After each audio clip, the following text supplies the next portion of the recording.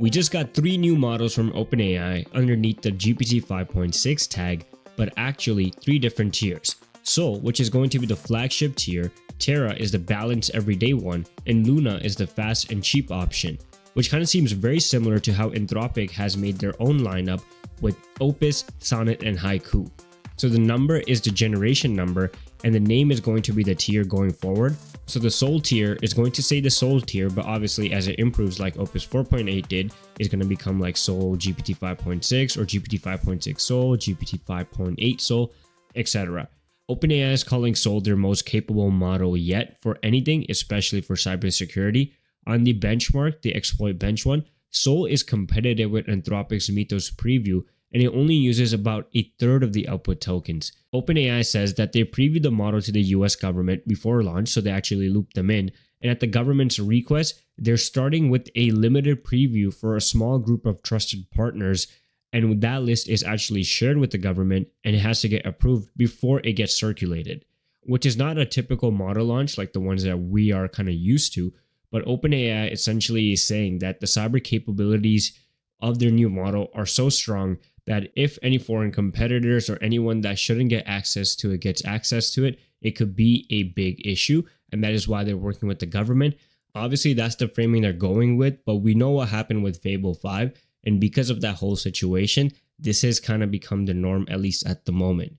Obviously, they are not happy about it. OpenAI is pretty transparent. Even Sam Altman is pretty transparent. And they're saying that they're working towards finding a solution to allow this model to be deployed worldwide. Right now, it's limited to US residents and it's limited to a certain amount of parties.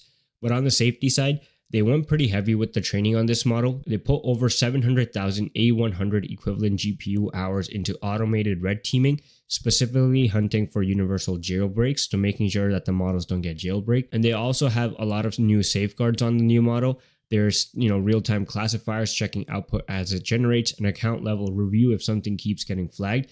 So yeah, this has become the norm because of everything that's happening into this space. And I don't know if in the long term this is going to be the case, but if you look at Sam Altman's tweet, he's pretty honest. Like, good news, they have the smartest model available right now.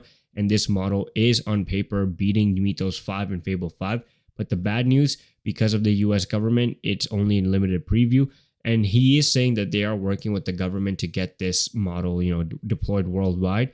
We don't know how long that is going to take. Hopefully it happens soon, because if you guys remember, earlier this year, we always had access to the state-of-the-art models. The best models, the newest models was available for everyone until one party decided to change all of that up with Project Glasswing. I might sound a little bit salty right now. It is because I was really excited to get access to GPT 5.6, but obviously we are not getting access to it. I pay for OpenAI subscriptions, I pay for Anthropic subscriptions, and I don't have access to their strongest model yet.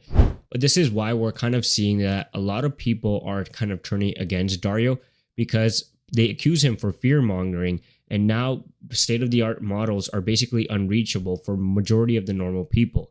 But if I'm being optimistic, I feel like this is just one roadblock. This is maybe something that's going to happen in the short term. In the long term, there's going to be a solution that's worked out between OpenAI, between Anthropic, and the US government, allowing these models to be able to be deployed worldwide. But obviously, there's going to be some safety features baked into it, maybe some identity verification that needs to be done. But that is probably what the future is going to look like in the near term. What this kind of tells us as users is that the open source community is going to become essential for us, especially for the rest of 2026. And we are expecting GLM 5.5 to be released sometime in August.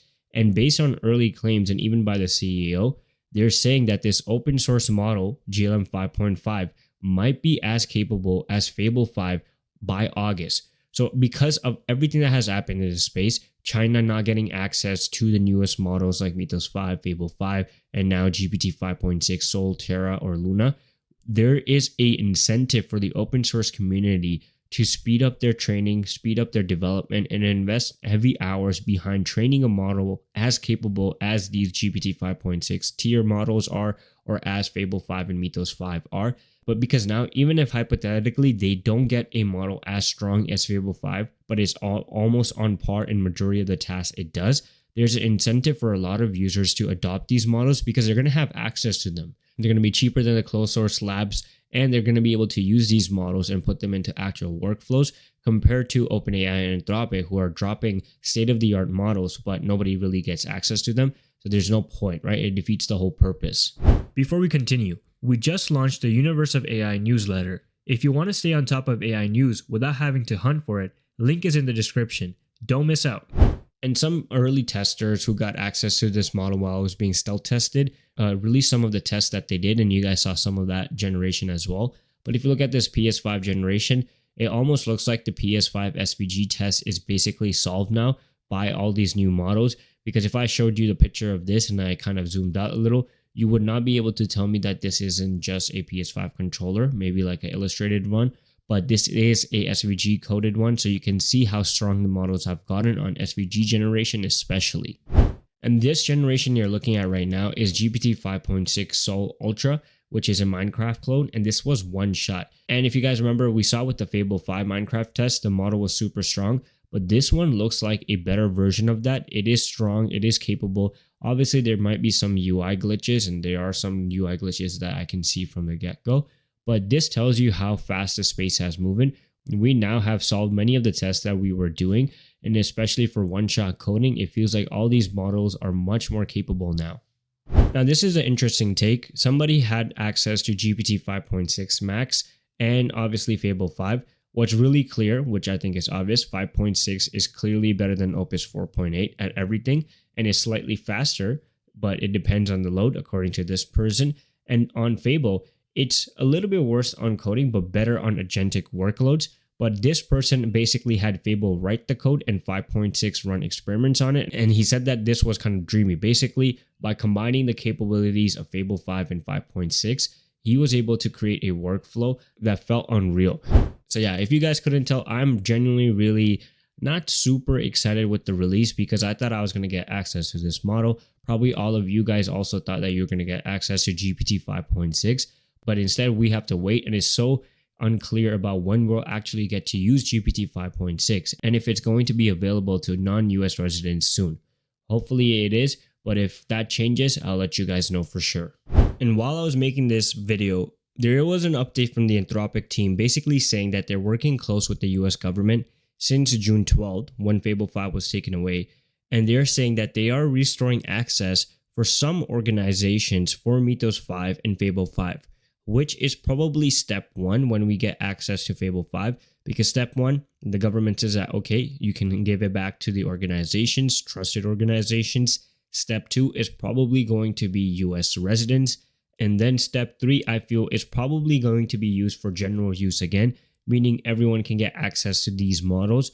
Now, this is some sort of sign of optimism, but we don't know how long this process is actually going to take. Because right now we're only at the first step, which is organizations that the US government trusts as well Anthropic's trust.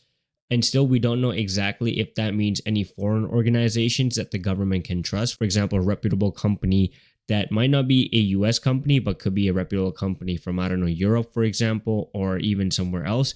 Does the US government allow those companies to get access to that?